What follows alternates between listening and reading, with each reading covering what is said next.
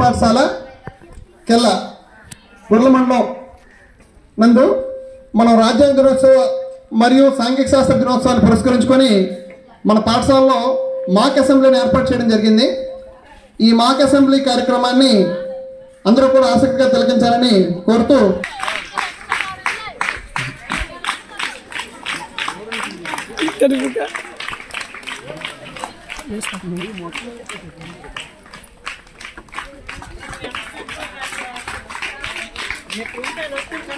నువ్వు మారక్కర్లేదు, నీ direction మారకూడదు.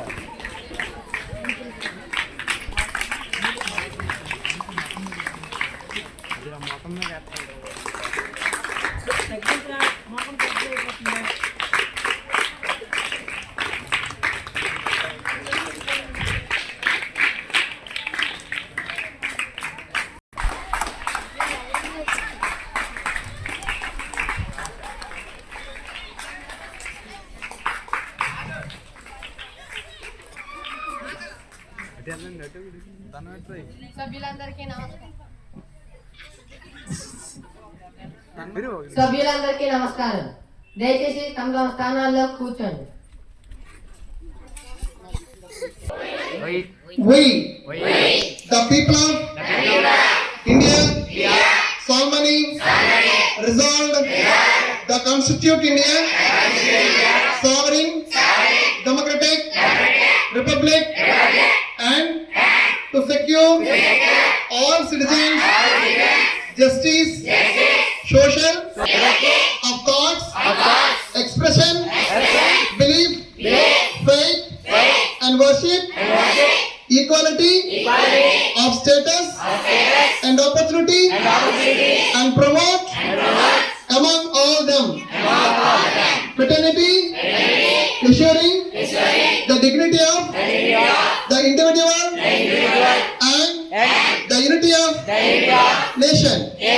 In our Constituent Assembly, this 26th day of November 1949, hereby adapt, enact, and give to ourselves this Constitution. Thank you.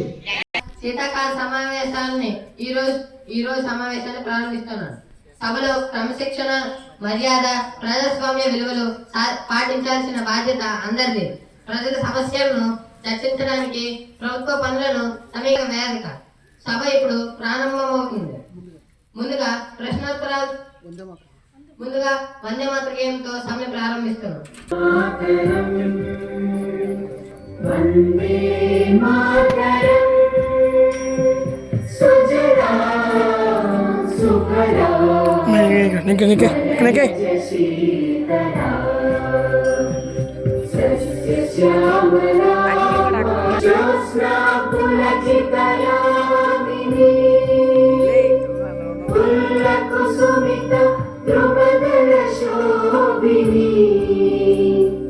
Suhasini సుమధుర భాషిని సుఖదాం వరదాం మాతరం వందే మాతరం వందే మాతరం.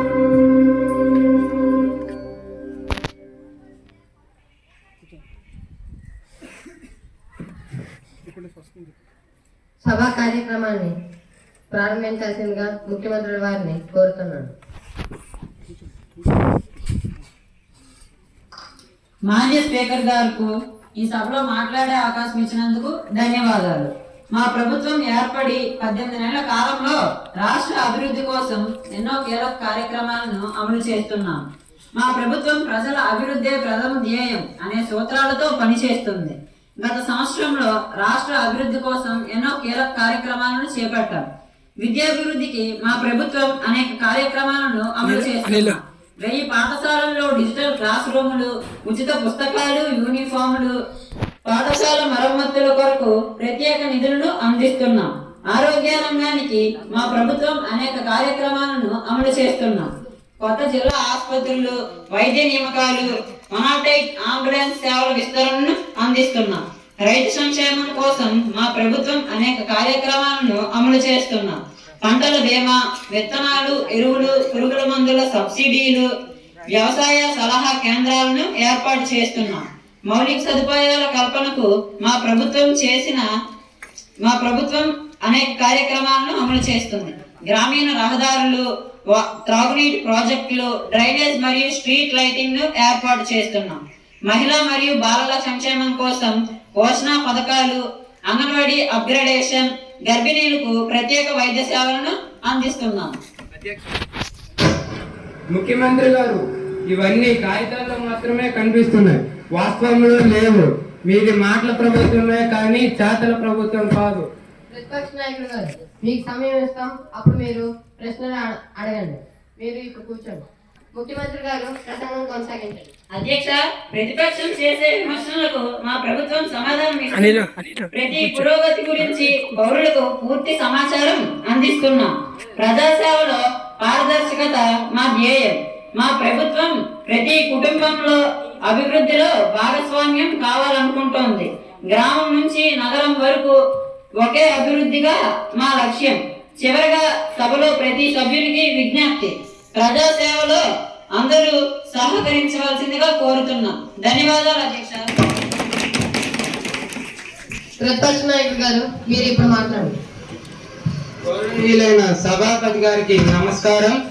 ఈ రోజు ఈ సభలో నేను ప్రతిపక్ష తరపున మాట్లాడుతున్నాను. ప్రభుత్వం ప్రశంసించాల్సిన చోట ప్రశంసిస్తున్నాం, కానీ ప్రజల సమస్యలను వినిపించాల్సిన చోట మౌనం వహించము. ఇదే ప్రజాస్వామ్యం యొక్క లక్షణం. ముఖ్యమంత్రి అధ్యక్ష, ప్రభుత్వం చేసిన వాగ్దానాల్లో అమలు ఎంత? ఎన్నికల సమయంలో ప్రభుత్వం ఇచ్చిన హామీలలో చాలా వరకు ఇంకా అమలు కాలేదు. ముఖ్యమంత్రి గారు, నిరుద్యోగ వృత్తి ఎక్కడ? రైతులకు ఇచ్చిన మద్దతు హామీ ఏమైంది? ప్రభుత్వ పాఠశాలలో నాణ్యమైన విద్య అందుతున్నదా? మేము ఇవన్నీ ప్రశ్నించడం మా బాధ్యత అధ్యక్ష. ప్రజా సమస్యలు పెరుగుతున్నాయి. నేడు ఈ రాష్ట్రంలో ప్రజలు ఎదుర్కొంటున్న సమస్యలు రోజు రోజుకు పెరుగుతున్నాయి. ధరలు పెరుగుతున్నాయి. నీటి సమస్య చాలా తీవ్రంగా ఉంది. రోడ్ల స్థితి బాగోలేదు, చాలా దారుణంగా ఉంది. రైతులు చాలా ఇబ్బంది పడుతున్నారు. ప్రభుత్వం ఇవి గుర్తించి తక్షణ చర్యలు తీసుకోవాలని కోరుకుంటున్నాం. మంచి పనులు ప్రశంసించాల్సిన చోట ప్రశంసిస్తున్నాం, కానీ మేము ఎప్పుడు వ్యతిరేకించడానికే వ్యతిరేకిస్తున్నాం. ప్రభుత్వం చేసిన కొన్ని మంచి కార్యక్రమాలను అభినందిస్తున్నాం. వైద్య సేవల విస్తరణ, గ్రామాల్లో మౌలిక సదుపాయాల అభివృద్ధి, సంక్షేమ పథకాల అమలు, కానీ ఇంకా ఈ ప్రభుత్వం చేయాల్సి ఉంది. ధన్యవాదాలు. ముఖ్యమంత్రి గారు, ఇప్పుడు మీరు దీని మీద స్పందించండి. అధ్యక్ష, 20 లక్షల ఉద్యోగాలు కల్పించడం మా ప్రభుత్వ లక్ష్యం. అందుకు కట్టుబడి ఉన్నాం. నిరుద్యోగ వృత్తి ఆలస్యమైన మాట వాస్తవం. రైతులకు గిట్టుబాటు ధర ప్రకటించాం. ప్రతిపక్షం గమనించాలి అధ్యక్ష. నాణ్యమైన విద్య కోసం 16,500 మంది ఉపాధ్యాయులను డిఎస్సి ద్వారా భర్తీ చేశాం అధ్యక్ష.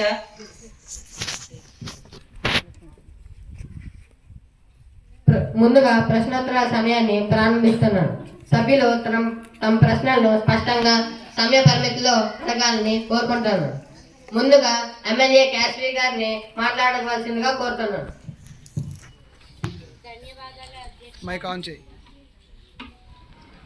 ధన్యవాదాలు అధ్యక్ష. రాష్ట్రంలో కొత్తగా విద్యా వెలుగు అనే పథకం అమలులోకి వస్తుంది. కానీ సింగిల్ ఉపాధ్యాయుల పాఠశాలలుగా ప్రభుత్వ బడులు మారిపోతున్నాయి. విద్యాశాఖ మంత్రి తన శాఖపై కాకుండా అన్ని శాఖల్లో భాగమై తన శాఖను గాలికి బదిలిస్తున్నారు. దీనిపై సమాధానం చెప్పాలి అని సభాముఖంగా అడుగుతున్నాం అధ్యక్ష. దీని మీద విద్యాశాఖ మంత్రి స్పందించవలసిందిగా కోరుతున్నాను.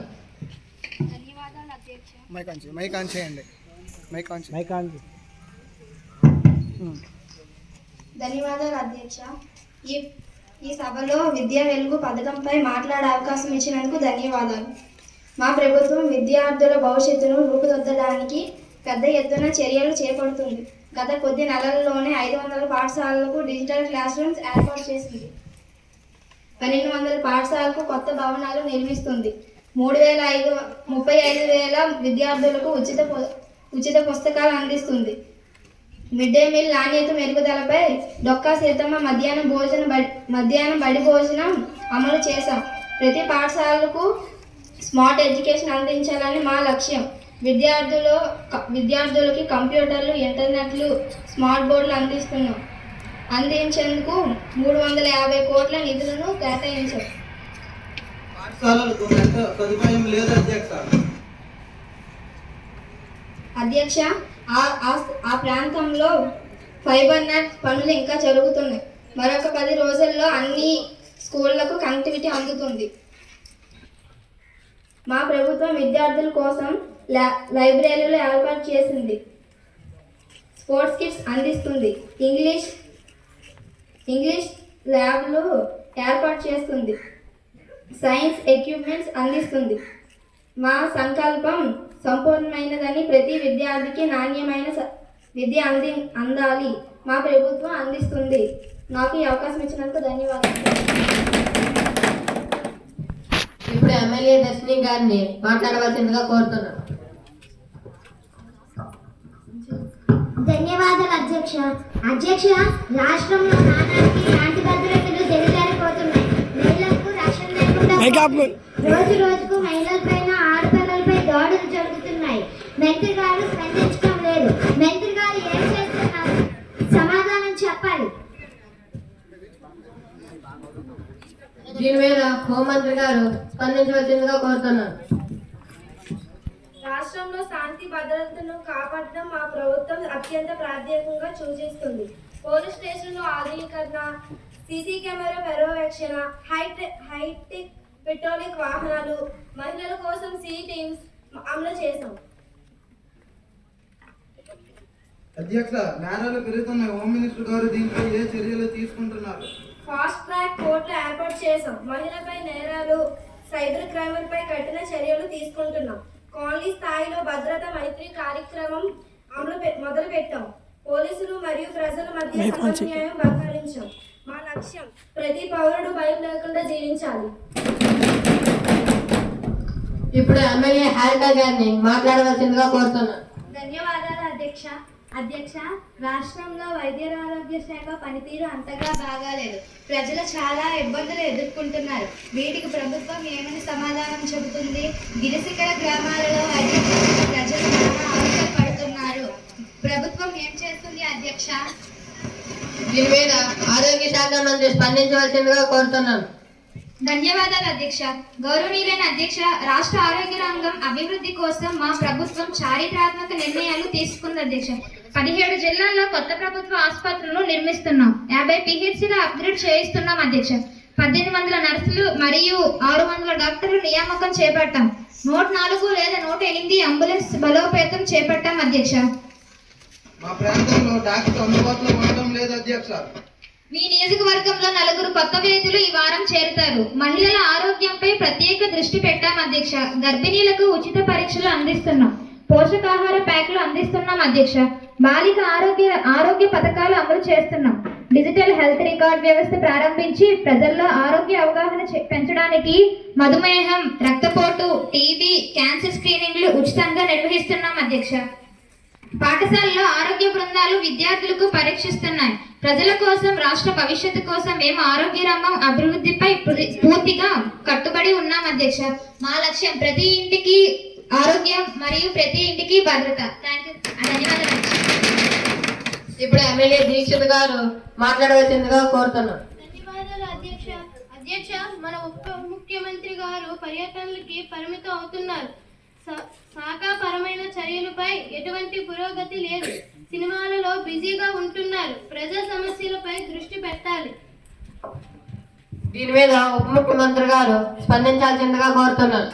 గౌరవనీయ అధ్యక్ష, ఈ సమావేశంలో మాట్లాడే అవకాశం ఇచ్చినందుకు ధన్యవాదాలు.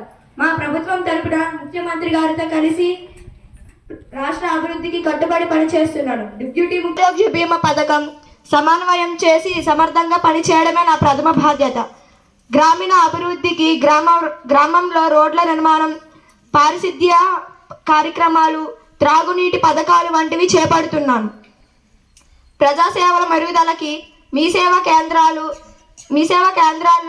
వేగవంతమైన సేవలు, పింఛన్ల పంపిణీల్లో పారదర్శకత, వినత పత్రాల పరిష్కారానికి వారంతపు సమావేశాలు చేస్తున్నాం. యువత మరియు ఉపాధికి నైపుణ్య శిక్షణ కార్యక్రమాలు, ఉద్యోగ మేళాలు, స్వయం ఉపాధి పథకం చేపడుతున్నాం. అధ్యక్ష, డిప్యూటీ సీఎం గారు గ్రామాల్లో పనులు నెమ్మదిగా జరుగుతున్నాయి. దీనిపై ఏ సమాధానం చెబుతారు? అధ్యక్ష, ప్రతిపక్షం ఎత్తిన అంశాలపై చర్యలు తీసుకుంటాం. నేను స్వయంగా ఆ ప్రాంతాన్ని సందర్శించి పనులు వేగవంతం చేసేలా చర్యలు తీసుకుంటాను. మా ప్రభుత్వం ప్రజలు సమస్యలు వినడానికి ప్రత్యేక ప్రజావేదిక కార్యక్రమం అమలు చేస్తోంది. ప్రతి ఫిర్యాదు 15 రోజుల్లో పరిష్కారం కావాలని ఆదేశించాం. చివరిగా ప్రజలు ముందుంటే ప్రభుత్వం బలంగా ఉంటుంది అనే నమ్మకంతో మా ప్రభుత్వం పనిచేస్తోంది. ఈ అవకాశం ఇచ్చినందుకు ధన్యవాదాలు అధ్యక్ష. ఇప్పుడు సభను కాసేపు వాయిదా వేస్తున్నాను. ఇప్పుడు ప్రతిపక్ష పార్టీలోంచి ఎవరైనా ఒకరు ప్రసంగం ఇవ్వవచ్చు. అధ్యక్ష, పారదర్శకత కావాలి. ప్రభుత్వం ఖర్చు చేసే ప్రతి రూపాయి ప్రజల డబ్బు. అందుకే మేము డిమాండ్ చేస్తున్నాం ఖర్చులపై పారదర్శక నివేదికలతోనే ప్రభుత్వం మా మాట వినాలి. మేము అడుగుతున్న ప్రశ్నలు రాజకీయంగా కాదు, ప్రజల తరపున. ఈ సభలో జరిగే ప్రతి చర్చ, ప్రతి నిర్ణయం ప్రజల జీవితాలను ప్రభావితం చేస్తుంది.